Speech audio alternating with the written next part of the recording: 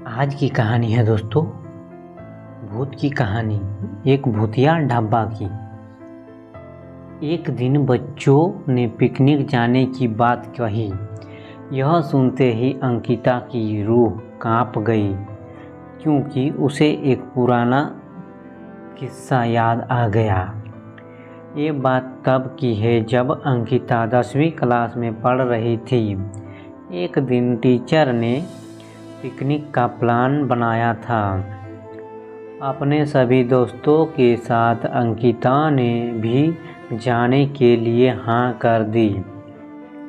Picnic पर जाना था पावनगढ़।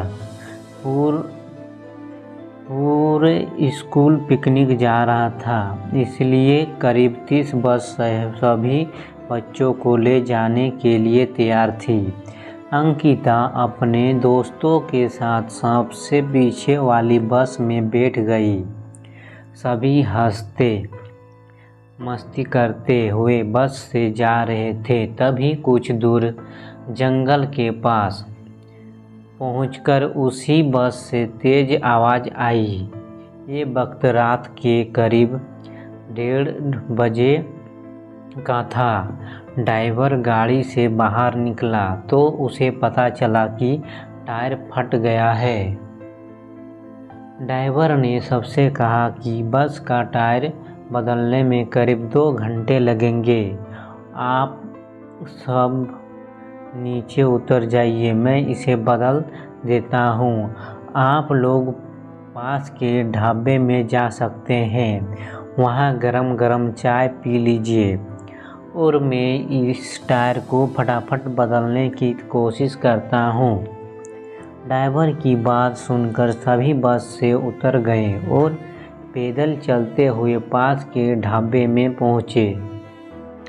वहाँ एक बूढ़ा व्यक्ति चाय बना रहा था।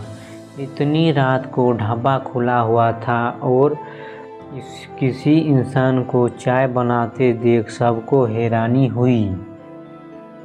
उस बूढ़े इंसान ने कहा, आप सब चाय पी लीजिए, यहाँ अक्सर लोगों की गाड़ी खराब हो जाती है, इसीलिए मैं भी अपना ढाबा हरदम खुला रखता हूँ। आप जैसे राहगीरों को कुछ मदद हो जाती है। उनकी बात सुनकर सबने चाय का ऑर्डर दे दिया। उन्होंने कुछ ही देर में सबके लिए चाय बनाकर मेज पर रख दी। चाय पीते ही अंकिता की आंखें एकदम ढाबे की छत की तरफ गई। वहां अंकिता ने एक औरत को सफ़ेद रंग की साड़ी में खुले बाल लहराते हुए देखा। कुछ देर बाद वो जोर जोर से हंसने लगी। भले ही हंसने की आवाज़ किसी को सुनाई नहीं दे रही थी, लेकिन अंकिता ने उसे मुंह खोलकर हंसते हुए देखा था। ये सब देखकर अंकिता ने डर के मारे आंखें नीचे झुका ली।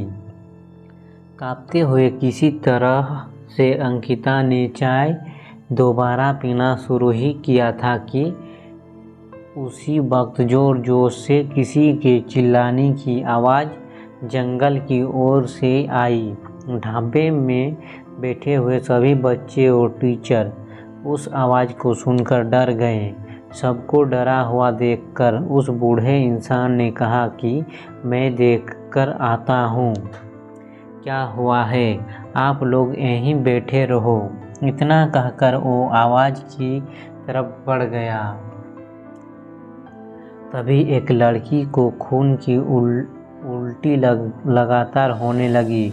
उसको देखकर सभी हालत और ख़राब हो गई। उसी समय एक टीचर ने कहा कि तुम सब आग जलाओ और उसके बगल में बैठ जाओ। सबने मिलकर आग जलाई और गोल घेरा करके बैठ गए। टीचर ने सख्त लहजे में सबसे कह दिया कि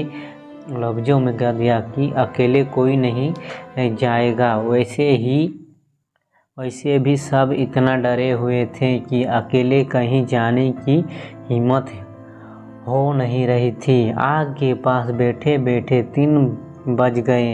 तब कहीं जाकर वो बूढ़ा इंसान जंगल से लौटकर आया। उसने सबकी तरफ देखा और कहा कि उस चीज को सब भूल जाना, क्यों नहीं तो जीना मुश्किल हो जाएगा।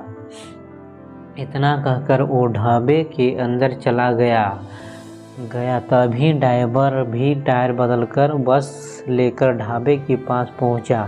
सभी लोग भगवान का नाम लेते हुए उस बस में बैठ गए। टीचर ने बस में बैठते ही सबको कहा कि कोई एक दूसरे से बात नहीं करेगा, सीधे सब सो जाओ। टीचर की बात मानकर सब चुपचाप बस में ही सो गए। उसके बाद पिकनिक स्पॉट पर पहुंचने की और करीब 1 हफ्ते बाद घूमकर आ गए। पिकनिक में किसी ने दूसरे बस के बच्चों से उस रात के बारे में कुछ नहीं कहा, क्योंकि टीचर ने मना किया। लेकिन पिकनिक से लौटते ही सब ने अपने दोस्तों और दूसरे क्लास वालों को इस भूतिया घटना के बारे में बताया।